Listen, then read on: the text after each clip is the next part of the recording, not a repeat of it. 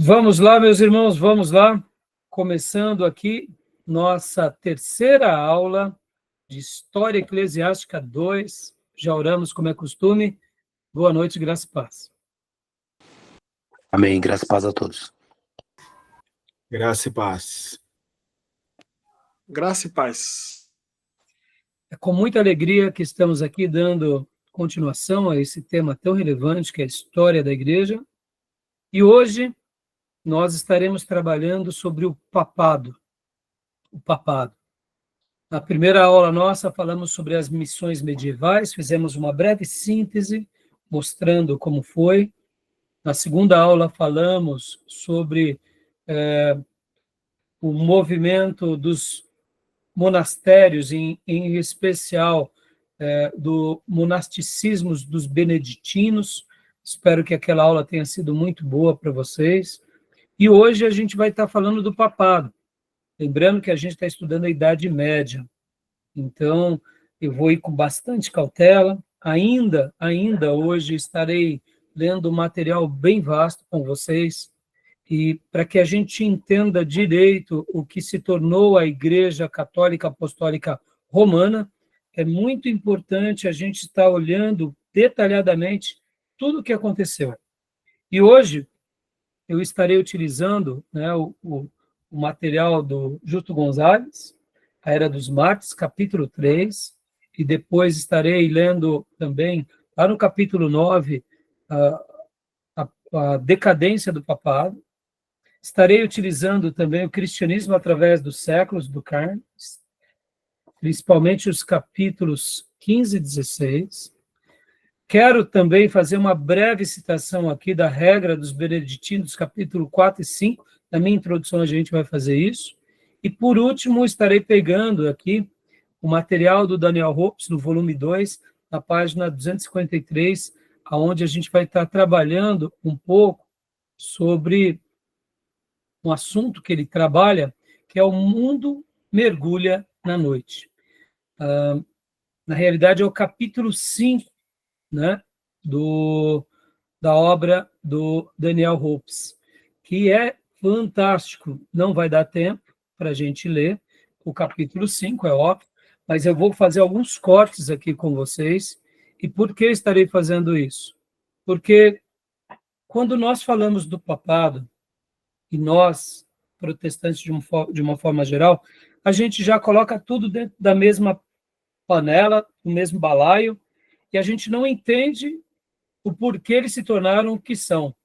E não quero justificar com isso o fato de estarmos mostrando o contexto.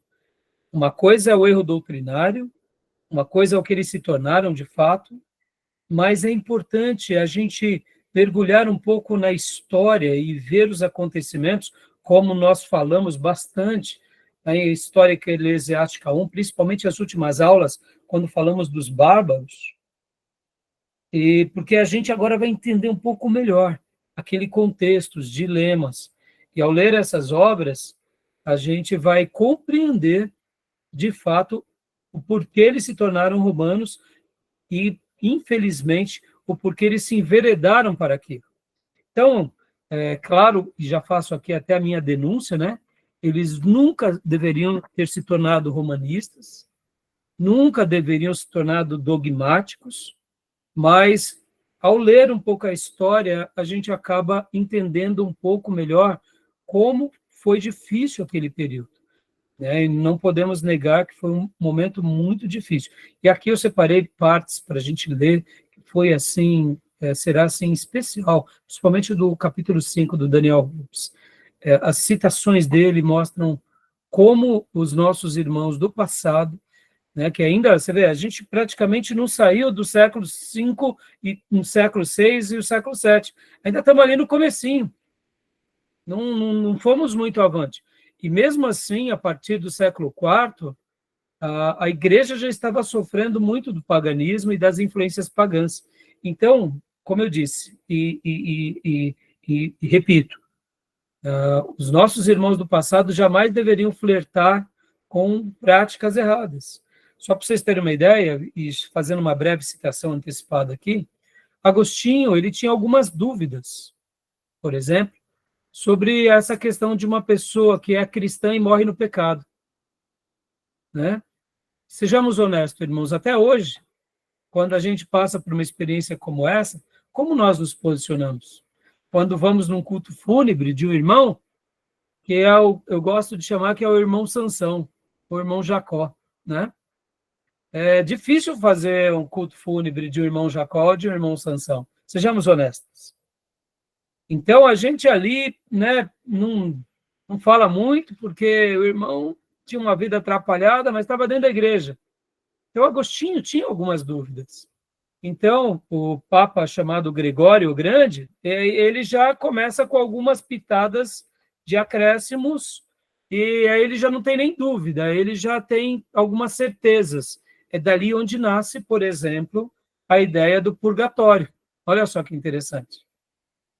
O irmão Sansão e o irmão Jacó, quando morre, né? E então o Papa Gregório já diz, não, Deus vai ter uma certa complacência, ou seja, aos acréscimos, aos erros. Então, E é aqui bem ele não quer conveniente, fazer... né? Hã? Desculpa interromper, mas é bem conveniente, né? Porque pega na dor, literalmente. Ou seja, o pai, a família sabe, fala, faz muito sentido agora. Deixa eu ajudar aqui. E perceba, pastor, vamos ser honestos. Quando nós fomos chamados para fazer um culto fúnebre, eu fui recentemente fazer um culto fúnebre de um rapaz que morreu por causa do tráfico, por causa das drogas, mas ao mesmo tempo vivia saindo de casa de recuperação. Os pais, né, e a família, principalmente os avós, a avó é lá da nossa igreja, foi muito difícil. O que falar numa hora dessa? Eu, né, simplesmente tenho que dar uma palavra de consolo aos vivos, mas o rapaz morreu ali, né, inclusive porque foi espancado porque estava roubando para usar droga. Ou seja, perceba, é muito difícil. Então, nessa hora, se a gente vai para o campo político, para o campo emocional, a gente peca, né? Então, percebam, e como que a gente, como autoridade, como um grande nome, vai dar uma resposta a muitos desses pais, a muitas dessas famílias? Por isso que Agostinho, quando ele cita algumas dúvidas, dúvida temos. Eu também tenho muitas dúvidas. Mas aí Gregório, pouquinho tempo depois de Agostinho, já não tem dúvida, tem certeza. Ali ele diz algumas certezas que ele pensa, mais para frente nasce o quê? O purgatório. Percebam, o que um começa, século V, uma dúvida, outro no século VI, já vem com uma certeza, séculos depois viram um dogma. Então, o papado, que é a aula de hoje, vai ser muito esclarecedora nesse sentido, no sentido de não validar o que eles se tornaram, não, mas de tentar compreender a história, aquele contexto, aquele ambiente, aquela polarização. Tá bom, meus irmãos? Porque é muito fácil a gente simplesmente, ao ler Agostinho, julgá-lo. E aí é mais fácil a gente tentar compreender um pouco esses momentos, tá bom? Então, é óbvio, como eu disse, sou contra o papado, não vejo base bíblica ao papado, nós não temos papa, graças a Deus, e no dia que os protestantes tiverem seus papas, protestemos. Já basta os pastores que querem nos representar e que não foram eleitos para nos representar, como muitos têm se levantado nos nossos dias. Tá bom? Então, beleza, meus irmãos? Quero lembrar que as nossas aulas são gravadas para que os irmãos possam estar utilizando depois. As aulas também são gravadas para que futuros alunos que queiram fazer esse curso em EAD possam estar utilizando esse material como parte também do acervo do curso em EAD. E também são gravados para que pessoas, irmãos, que servem nas suas igrejas locais, ao terem o privilégio de assistirem essas aulas e se aprenderem algo, possam estar utilizando, né, ou essas aulas, ou os materiais que indicamos, para que possam, assim, fortalecer as suas igrejas locais. Tá bom, meus irmãos? Então, vamos lá.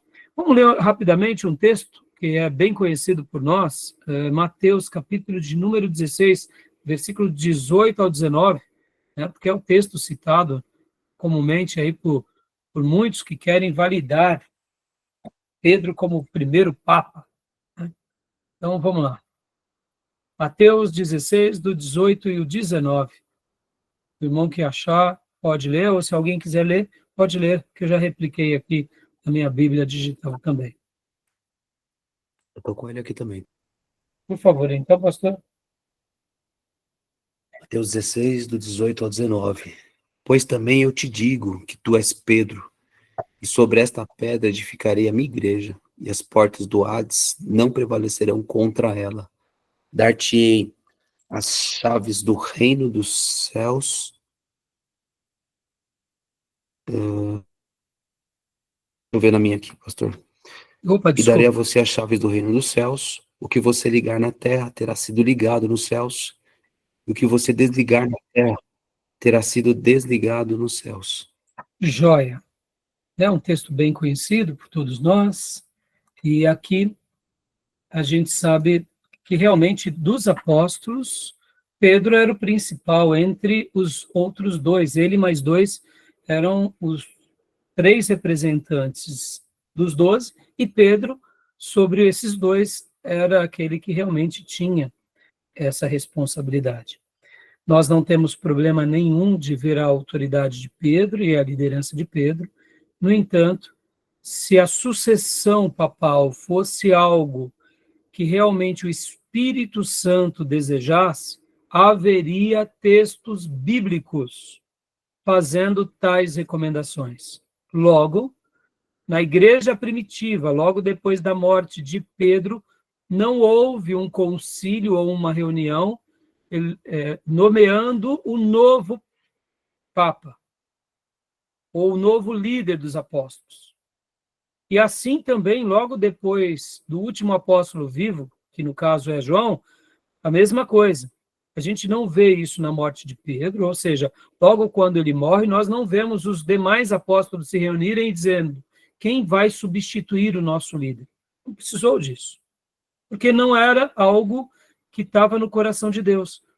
E partindo do pressuposto que os apóstolos representavam essa autoridade, de fato, a gente sabe que eles eram, sim, os canais da revelação do Novo Testamento, mas na morte do último apóstolo, que é João, nós não vemos ele deixar nenhuma instrução aos sucessores os pais que sucediam os apóstolos. Ou seja, isso não é visto logo depois da morte de João, naquilo que nós chamamos os pais da igreja pós-apostólicos. Eles não tinham essa vaidade, e assim também a gente não vai ver isso no segundo século.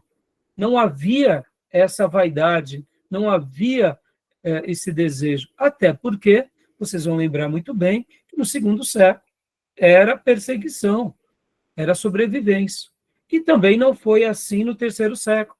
A gente vai ver que isso começa a tomar força logo depois daquilo que a gente tem como o Édito, ou o Edito de Milão, e depois com a pacificação da perseguição aos cristãos com Constantino, e depois da oficialização do cristianismo como religião oficial do Império Romano com Teodósio. Ali sim, depois a gente vai ver que aí começa sim uma queda de braço, e principalmente quando o próprio Leão I, ele traz para ele essa função, querendo dizer, eu represento todos os demais pastores. Ou seja, o bispo de Roma está sobre todos. Então, a gente vê ali já a primeira nuance do papado, tá bom? Mas, antes de lermos os textos bíblicos, eu quero fazer uma breve recapitulação, porque na última aula nós trabalhamos sobre o monasticismo beneditino, a sua origem, e eu particularmente gostei muito. Gostaram da última aula? Eu achei muito Sim. interessante. Sim, pastor, achei muito boa. Né, porque mostra que ali ainda, mesmo já sendo um pouco depois, né, desse período que a gente acaba de citar, ainda eles tinham certas preservações. Era o monasticismo, ele nasce como foram os essênios para os judeus, como foi a escola dos profetas para Judá, ou a escola dos profetas na tribo de Norte de Samaria, sendo uma voz trazendo o povo de Deus. O monasticismo, ele nasce com essa premissa, então a gente não pode perder isso de vista, e até mesmo o monasticismo beneditino. Então, no primeiro momento, havia, sim, um cuidado a se serem cristãos piedosos, etc. e tal. E aí, não deu tempo, eu só queria pincelar aqui com vocês o chamado regra, né? A regra dos beneditinos, que no capítulo 4 e no capítulo 5 é bem interessante, e eu acabei esquecendo de disponibilizar para vocês, e vou passar inclusive agora, porque é muito interessante, já vou pôr para vocês aqui no nosso grupo de WhatsApp, rapidamente, né? Para que eu não corra o risco de esquecer novamente. E eu vou ler com vocês aqui a regra, eu achei muito legal, as duas já estão lá no grupo, tá bom? Então, vamos ler rapidamente, só para vocês verem, irmãos, o capítulo 4 e 5. Como eu disse na última aula, a regra dos beneditinos não é muito extensa, em 2 horas a gente lê. 2 horas a gente lê. Ou seja, é um material pequeno, né? Não é uma coisa absurda, de grande. No entanto, olha só que interessante. Eu quero agora ler com os irmãos, por quê? Porque vocês vão ver que, até mesmo agora aqui, na criação das regras, né? Monásticas, as regras que Beneditino cria, a gente vê que havia um desejo de seguir a palavra de Deus. Então, vejamos rapidamente, né, as regras. Eu não vou gastar tempo, só quis mostrar para vocês, irmãos, que no primeiro momento o papado, o monasticismo, né, e os abades, eles eram piedosos. Depois eles se tornam naquilo que a gente vai ver. Ou seja, aqui nesse momento da história, mais uma vez, a gente vai ver essa tensão. A tensão entre aqueles que estão lá nos monastérios e a tensão entre aqueles que lideram junto aos imperadores e reis. Então, a gente começa a ver que a igreja começa agora a flertar com a política, começa a flertar com o paganismo começa a ser uma voz muito forte dentro da igreja, né? Porque, só uma palavra aqui rapidamente, irmãos, olha só que interessante. A regra, ela é criada, mas depois de algum tempo, e alguns anos e décadas, e principalmente séculos, ela vai tendo uma nova conotação. Então, a gente não pode dizer que os monastérios, mesmo os beneditinos, eles se degradam rapidamente, como os novos líderes políticos, né? Vocês percebam, eu citei há pouco aquilo que é chamado como o primeiro Papa, que é Leão I, a gente vai ver hoje. Ele já começa a ter uma voz autoritativa, vocal, dizendo, eu represento Pedro. E todos aqueles que não representam Pedro, eles estão edificando, inclusive palavras dele, casa sobre areia. Então perceba que Leão I, antes mesmo dos beneditinos, ele já começa a se enveredar para o campo da política, mesclando a religião com a política. Mas a gente não pode dizer que naqueles dias todos os monges pensavam igual, que todos os monges admitiam isso. Tá bom? Tá claro isso? E é legal a gente pensar nisso, irmãos, porque vocês vão recordar que o próprio Jerônimo, o próprio Agostinho vão ser contra muita coisa que está acontecendo dentro da igreja, vão se levantar, vão tentar preservar a igreja, ou seja, usem, lembrem-se dessa situação, porque para a gente não colocar tudo dentro do mesmo balaio, tá bom? Graças a Deus, Maísa. Então, Gil, leia rapidamente aqui para nós, por gentileza, o capítulo 4 da regra. Olha só que interessante. Olha o que diz o capítulo 4 da regra. Leio sim, pastor. Quais são os instrumentos das boas obras? Primeiramente, amar ao Senhor Deus de todo o coração, com toda a alma, com todas as forças. Segundo, depois amar ao próximo como a si mesmo. 3. Em seguida, não matar. 4. Não cometer adultério. 5. Não furtar. 6. Não cobiçar. 7. Não levantar falso testemunho. 8. Honrar todos os homens. 9. Não dizer a outrem o que não quer que lhe seja feito. 10. Abnegar-se a si mesmo para seguir a Cristo. 11. Castigar o corpo. Dá uma pausa aqui. Percebam, irmãos, no primeiro momento, o que isso representa para nós? Parece que ele está parafraseando, em outras palavras, o quê? um discurso pastoral. Por quê? Percebam que aqui, quando ele fala castigar o corpo, é claro, aqui já vai dar aquelas ideias, que depois vão virar o quê? Vão virar aquelas práticas de autoflagelação. Mas o que a gente pode entender como castigar o corpo? Lembra que ele se joga numa urticária para tentar evitar os seus pecados? Ou seja, um exagero, mas é um exagero em busca da santidade. Então, a gente tem que fazer, assim, uma leitura mostrando que eles se sacrificavam para seguir a Cristo. Não aquela questão da penitência pela penitência, mas aqui a questão do adultério, lembra os pecados, né, que eles eram tentados, ou seja, nenhuma novidade até aí, né? Concordam? Joia? Tranquilo? Quer fazer algum comentário? Mas acho que tem uma certa inclinação já para o legalismo, né? Sim, não tenha dúvida, pastor. Já começa, mas você concorda, pastor, que, vamos aqui me permite, tá, a comparação, por que eu estou fazendo isso? Nossos irmãos pentecostais, quando eles têm os seus usos e costumes das mais... Por que a gente tolera os nossos irmãos pentecostais? Porque, mesmo que eles estejam com uma fé ingênua e vesga, mas eles estão sendo, do jeito deles, piedosos a Deus, querendo ser santo. Ou seja, os irmãos que não assistiam TV, que não praticavam esportes, exageravam. Por que a gente tolera? Então, essa é a leitura que eu faço deles. É um ato legalista, os pentecostais? Sim.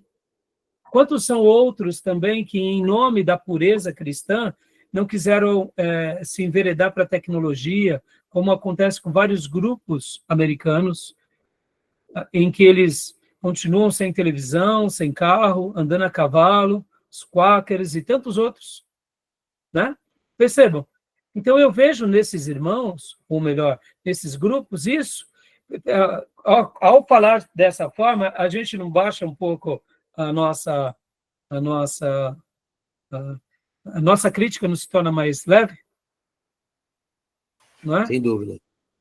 Vamos pegar hoje, irmãos, por exemplo, quantos são os nossos irmãos cristãos que não falam que beber é diabo, enquanto outros falam assim, não, beber moderadamente não é.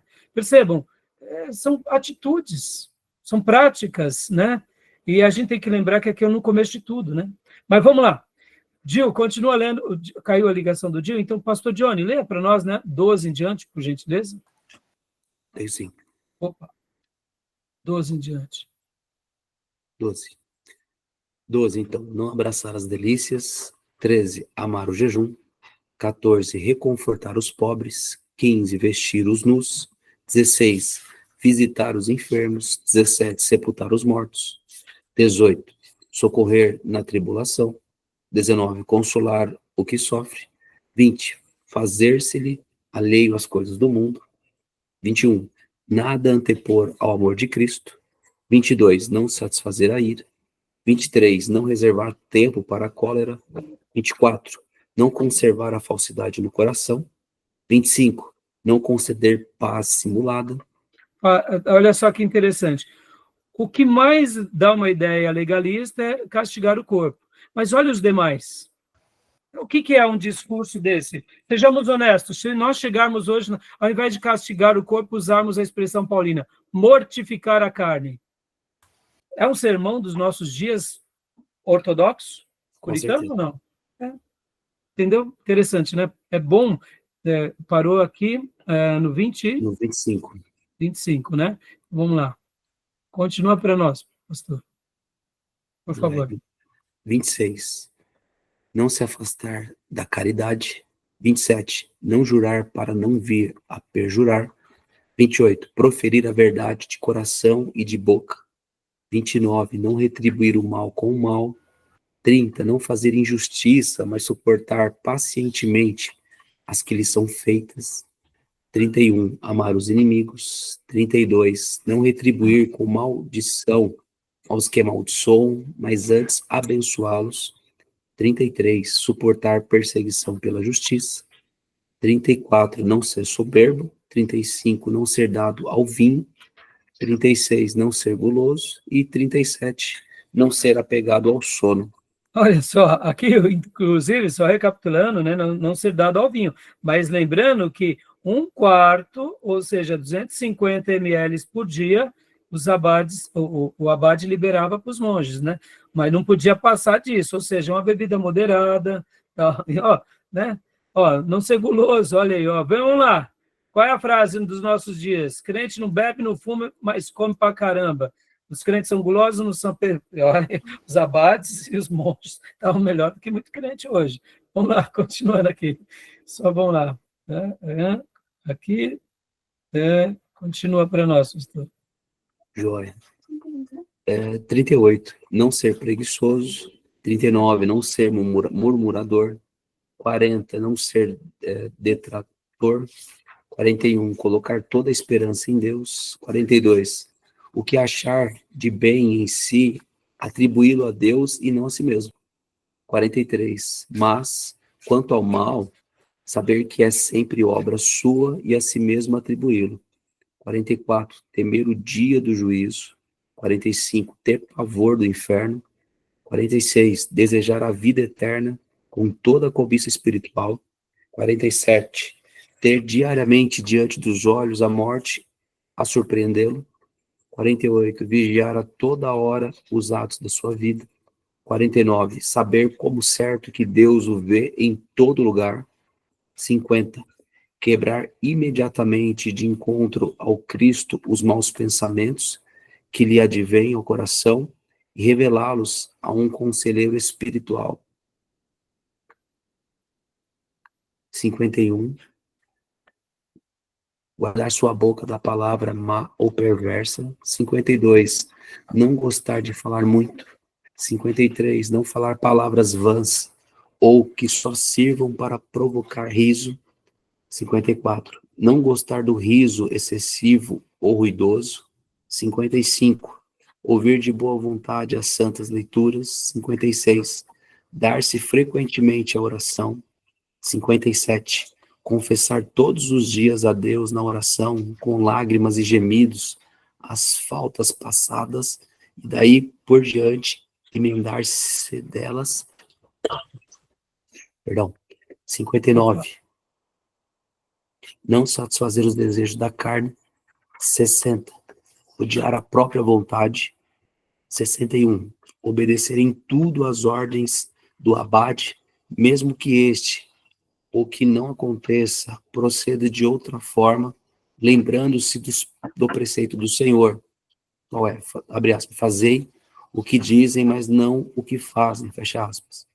62, não querer ter tido como santo antes que o seja, mas primeiramente sê-lo, para que como tal o tenham com mais fundamento.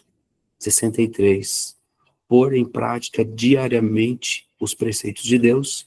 64, amar a castidade. 65, não odiar a ninguém. 66, não ter ciúmes. 67, não exercer a inveja. 68, não amar a rixa. 69, fugir da vanglória.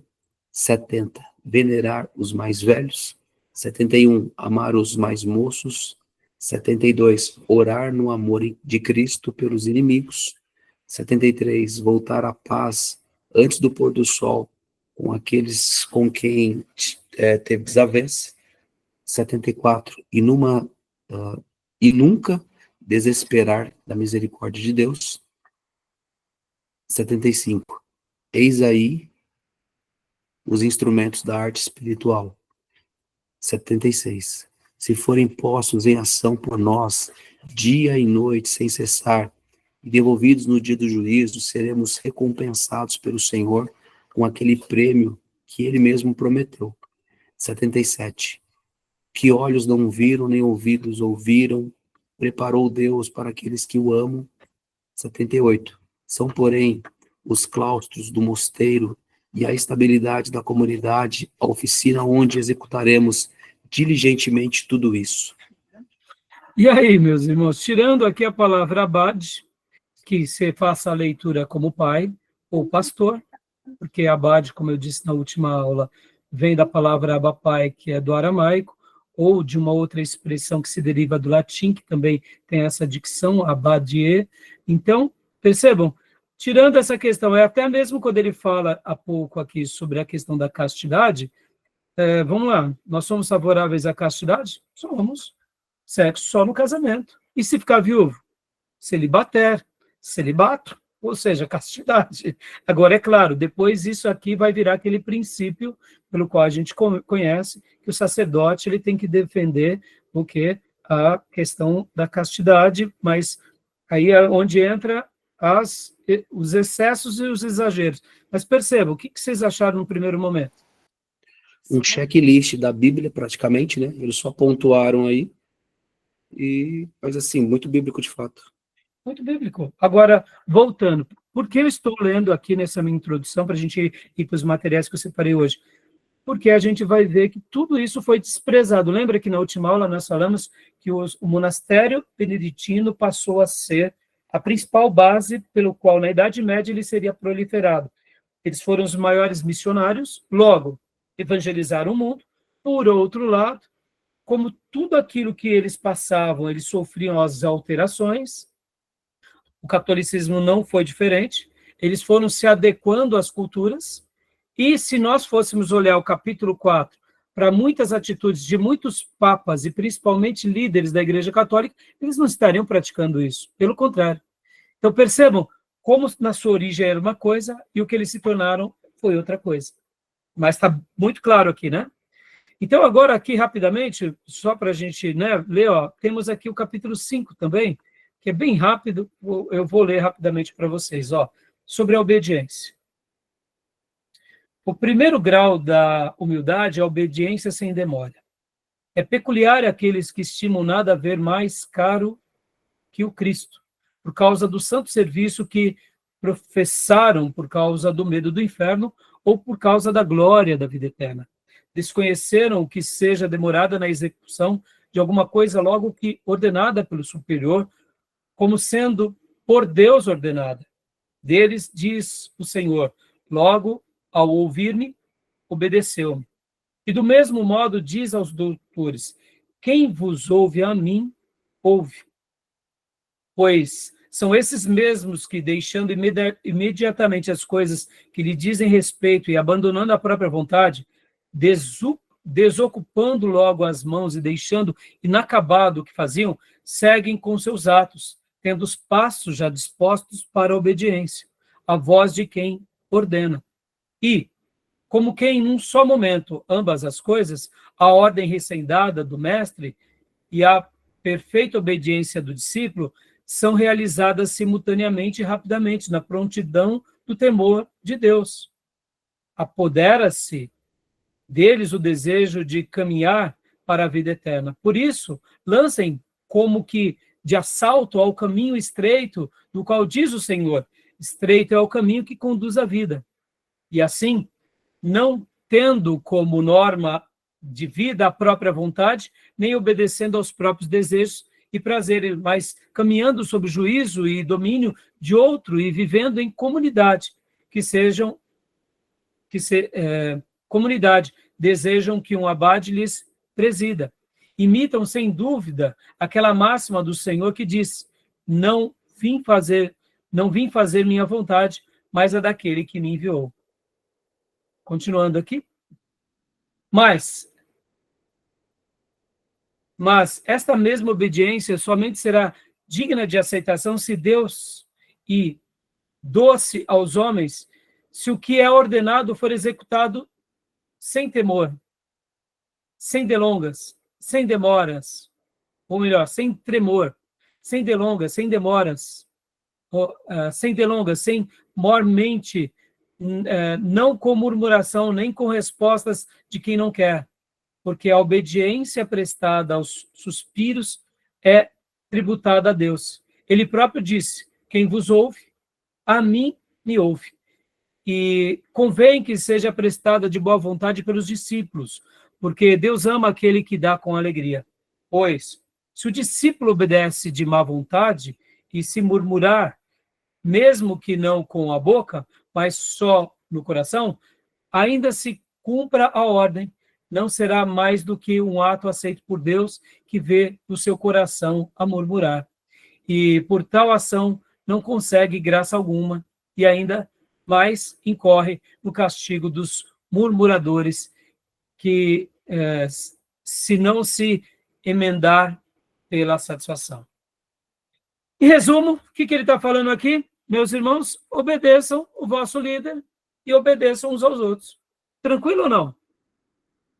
Nós, pastores, pedimos isso às nossas ovelhas ou não? Tranquilo. Sim. Agora, olha que interessante, meus irmãos, vocês vão notar que em todos os escritos antigos, eles também, olha só que interessante, percebam isso daqui, ó. 1, 2, 3, 5, 7. O que isso nos faz lembrar? Versículos. Percebam, ó, olha só que interessante. Essa estrutura remete a uma ideia. Qual é a ideia? A ideia das Escrituras. Então, perceba que eu não sei, aí eu não sou especialista do assunto, então eu não posso dizer que quando ele criou e já enumerou com capítulos e versículos. Eu creio que não, tá bom?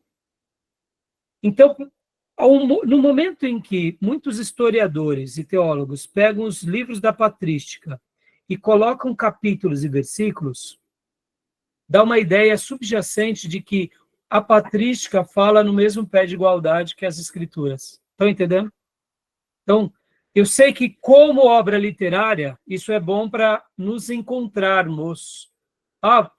Né, lá na regra dos beneditinos, capítulo 6, versículo tal, está dito que foi falado. Eusébio de Cesareia, capítulo 5, versículo tal, nenhum problema. Como obra literária, para a gente ter um endereço, nenhum problema. Até porque nós sabemos que a própria Bíblia também não foi escrita assim. Ela foi escrita sem essa divisão de capítulos e versículos, em todo o Velho e Novo Testamento. Nós sabemos que essa subdivisão de capítulos e versículos se deu ao longo dos séculos, como a gente aprendeu em introdução ao Novo Testamento e Velho Testamento, pelos maçoretas. E depois se aperfeiçoou com os versículos. Ou seja, no primeiro momento para a Bíblia isso foi ótimo, mas perceba que, como ideia teológica, isso é péssimo. Porque você coloca também que os livros e os escritos das grandes celebridades, eles também são quase que um cânon sagrado, já que eles estão na patrística, e muitos deles acabam recebendo o título de padres ou papas, acabam tendo esse viés do quê? De que eles falam como os apóstolos e os profetas falaram na Bíblia. Isso é perigoso. Então, deixo aqui essa ressalva, tá bom? Para que vocês tenham essa compreensão. Porque isso, mesmo que didaticamente, pedagogicamente seja útil, espiritualmente isso é péssimo, tá bom? Beleza? Pastor, eu tenho uma dúvida. Hum. Esse escrito, ele é datado do 5º século, né? Sim. Tá. É porque a Bíblia, como a gente já conhece, né, com capítulos e versículos, ela foi introduzido isso, acho que 1200, 1300, talvez. Sim, bem pesado. Então, acho que a ideia aqui foi até meio que natural, assim, né? Tipo, talvez nem com esse cunho de... Eu quero acreditar, pastor, que todas essas datações da patrística devem ter nascido como um método didático, pedagógico. Sim. Mas, ao mesmo tempo, eu não tenho dúvida que muitos se aproveitam para fazer disso o quê? Tradição em pé de igualdade com as escrituras. E aí é péssimo. Então, porque para nós, né, irmãos, a gente não temos essas práticas. Bom, deixa eu até falar uma coisa aqui bem interessante aqui, sobre o papado, né, irmãos? Quando nós falamos, agora que a gente já entramos na Idade Média, a gente está estudando agora já não é mais o catolicismo, e aqui a gente já está entrando para a cristandade. Vocês vão lembrar que dentro dos bárbaros, muitos eram arianos, e a discussão dos arianos foram tratados tanto no Concílio de Nicéia quanto no Concílio de Constantinopla. E depois a gente vai ver outras heresias sendo tratadas no Concílio de Calcedônia. Então, percebam, o que eu quero falar aqui com vocês. vai nascendo as heresias. Essa ideia que o catolicismo diz, não, nós centralizamos tudo, a igreja perfeita, ela sempre se manteve unida. Não, é mentira. Sempre teve o cisma, sempre teve as dúvidas, sempre teve os rachas, sempre teve as heresias, como acontece até hoje. Não muda nada. No entanto, olha que interessante. A partir de agora, eu vou usar muito o termo cristandade, tá, meus irmãos? Porque quando eu falo cristandade, eu estou fazendo aqui um apanhado geral. Por exemplo, hoje, nós, como protestantes, nós fazemos parte da cristandade. Porque na cristandade é o quê? É todos aqueles que seguem a Cristo. Então, né, quem segue a Cristo, vamos pôr aqui uma cruz, né? Está dentro da cristandade. Catolicismo romano, ortodoxo grego, né? Os católicos egípcios, né? Os demais grupos que foram surgindo, todos estão dentro, o próprio arianismo está dentro da cristandade. Então, quando a gente hoje pega até, por exemplo, os adventistas, testemunha de Jeová, os mormons estão dentro da cristandade. A gente tem que fazer uma leitura histórica da cristandade como um conglomerado que segue a Cristo, indiferente se ele é sectário ou se ele é ortodoxo, tá bom?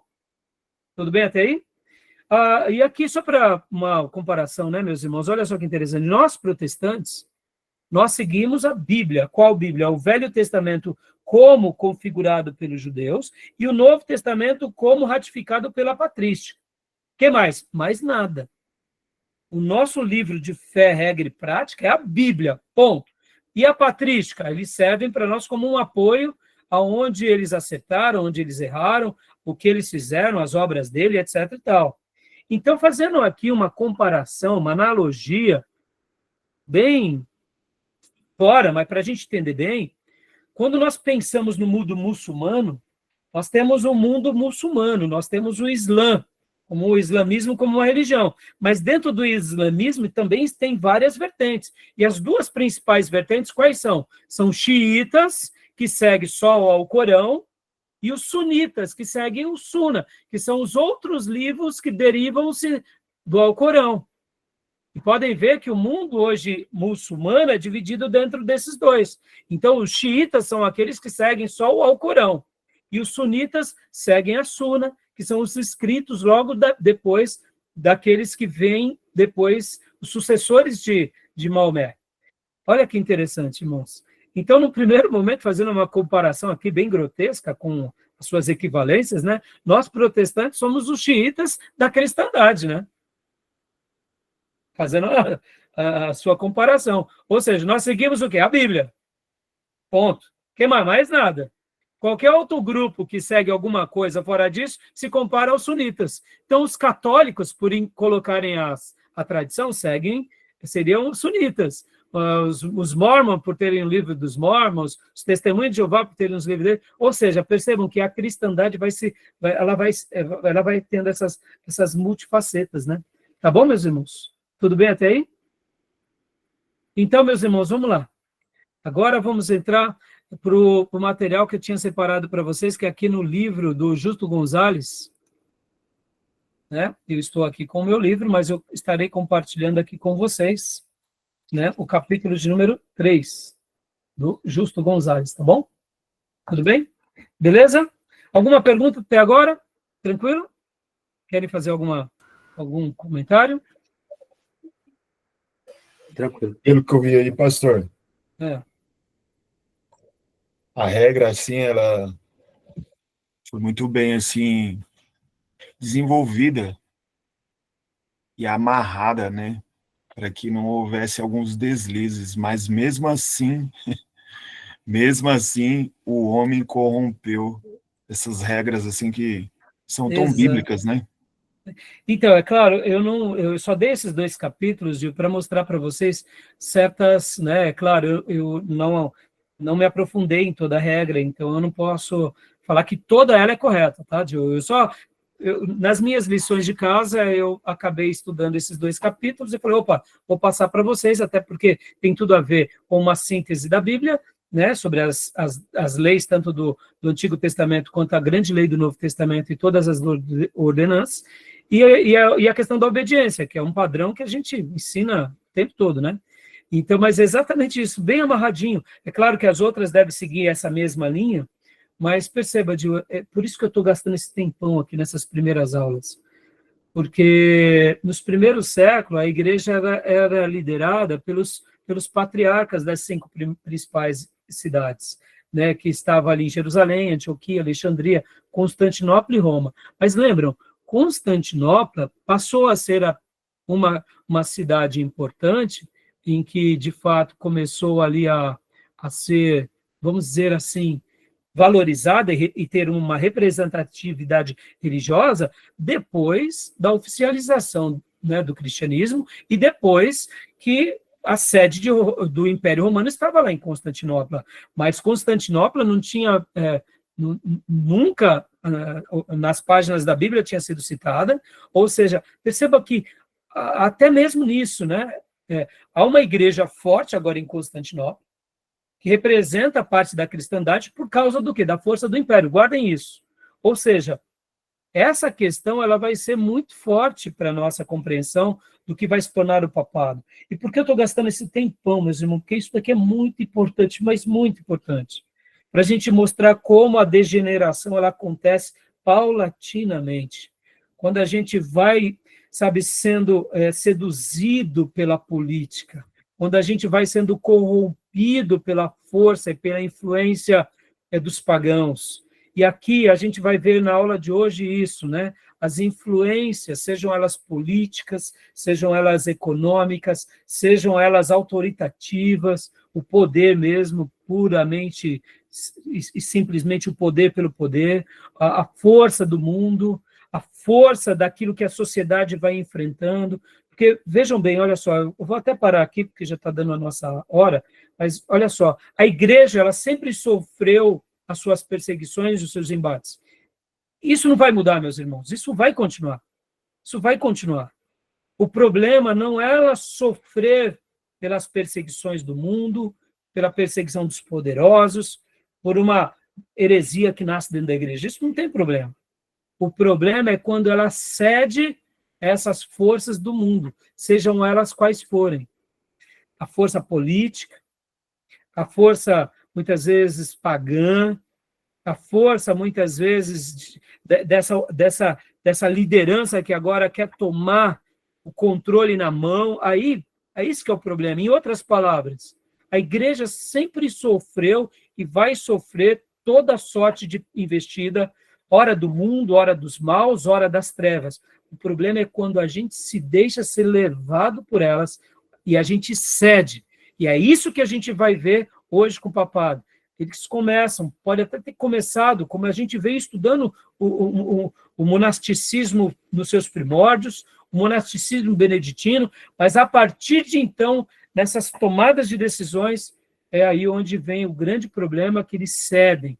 Eles cedem ora para o mundo, eles cedem ora principalmente para o paganismo e principalmente para a força política. Aí é onde vem aquilo que a gente conhece como romanismo, né? E aí não tem o que falar. Tá bom? Então, só para a gente encerrar, leia para nós, pastor, aqui, né, essa frase de Gregório, o Grande, que começa encabeçando esse capítulo 3 da Era das Trevas, né, do Justo Gonzalez. Pois não. As instruções que te dei devem ser seguidas com afinco. Zela para que os bispos não se metam em assuntos seculares, a não ser quando seja necessário para defender os pobres. Gregório o Grande. Então, a gente vai estudar já, né, tanto ele quanto Leão I, mas percebam, se tratando de defender os pobres, a gente pode se dar ao luxo de até fazer certas políticas, mas na prática, meus irmãos, a gente já sabe que, pelas aulas passadas aqui, e até por uma questão, como eu mencionei muito bem nas leituras dos textos passados, aqui os nossos irmãos do passado, eles acabavam, por uma questão de necessidade, fazendo o papel de líderes, de pensadores, e de auxílios aos reis e principalmente ao império. Só que aquilo que deveria ser uma exceção vira uma regra, e essa regra ela é muito tentadora, e aí essa regra precisou agora ser aprimorada, introjetada com filosofias, com práticas, e aí vai surgir o romanismo que tanto nós conhecemos, tá bom? Beleza, meus irmãos, tudo bem até aí? Eu sei que a gente está gastando aqui pelo menos 3 aulas bem introdutórias sobre isso, mas é muito fácil mostrar o que eles viraram lá na frente. Isso a gente conhece de monte, mas mostrar o contexto que é o mais complicado, né? E é por isso que eu separei esse material para hoje, a gente já vai dar uma mergulhada aqui no material, tá? Tudo bem até aí? Alguma pergunta? Beleza.